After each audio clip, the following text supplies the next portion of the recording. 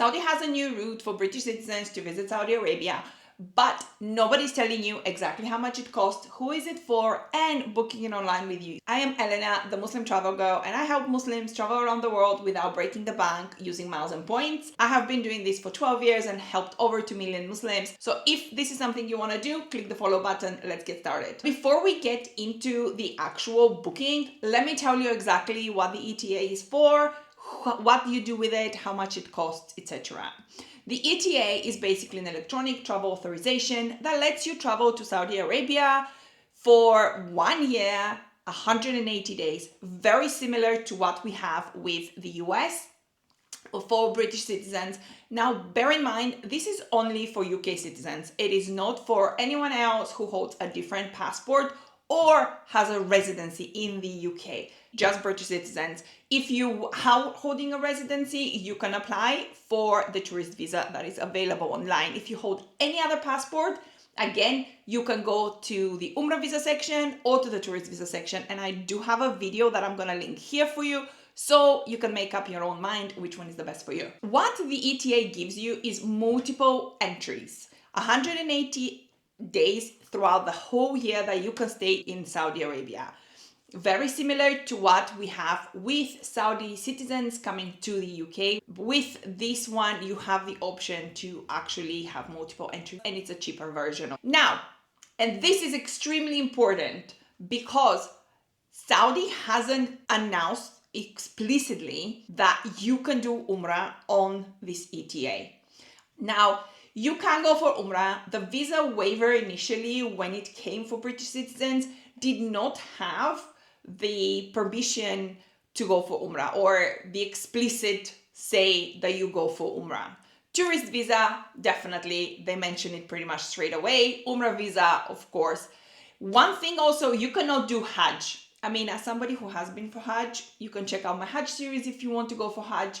But as somebody who has gone for Hajj, there's so many checkpoints. There's definitely no way you can do Hajj on a visa other than Hajj. You will probably be caught. Now, one of the most important things that I want to mention here is that Saudi Arabia and the ETA do not have travel insurance. Health travel insurance, to me personally, is extremely important as somebody who has been hospitalized abroad. And I always say, I do have a full-on video on why you should have travel insurance. As somebody who has lived in Saudi, public hospitals are okay and you will still pay for the services. You cannot imagine how many times I have received messages from people saying, I got sick and I paid 2,000, 3,000, 4,000 pounds. I even had to pay for the ambulance to come and pick me up in Mecca. I don't want this for you.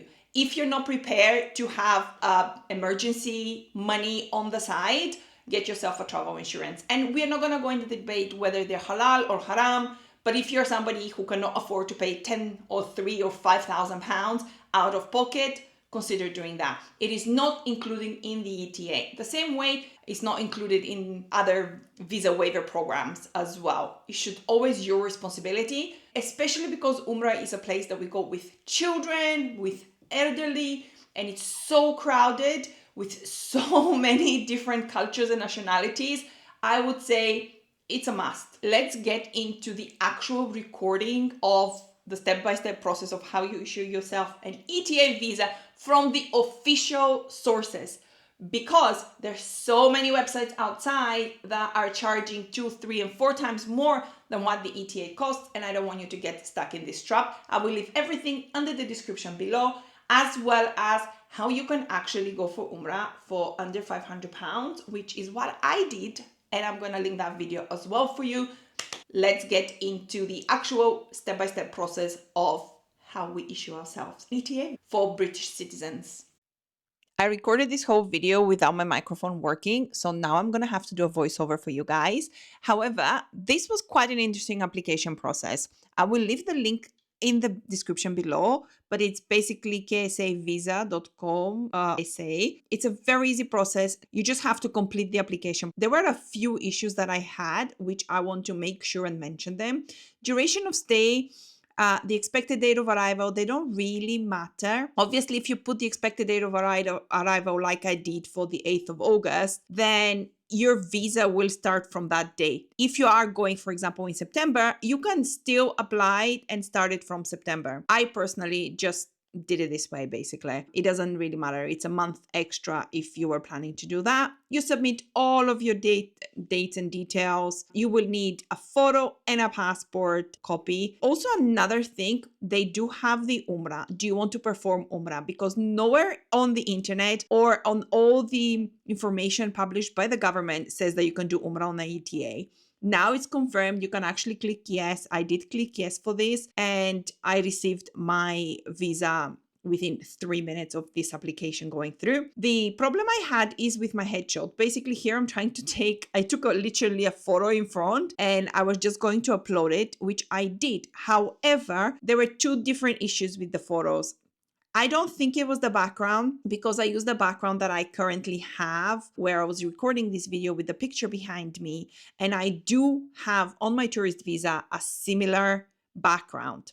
I think it was the size of the photo. So what I did is I went to Canva and I edited the picture. Canva is free. You can go there, remove the background, and just reduce the size of the photo, because it was less than 5 MB, but it wouldn't take the photo. I have no idea why. So when I went to Canva to just resize it, I actually removed the background as well. So I'm not sure which one worked, but definitely one of them worked. As you can see here, this is the initial picture I had, and I tried to make it work, and it says error with uploading.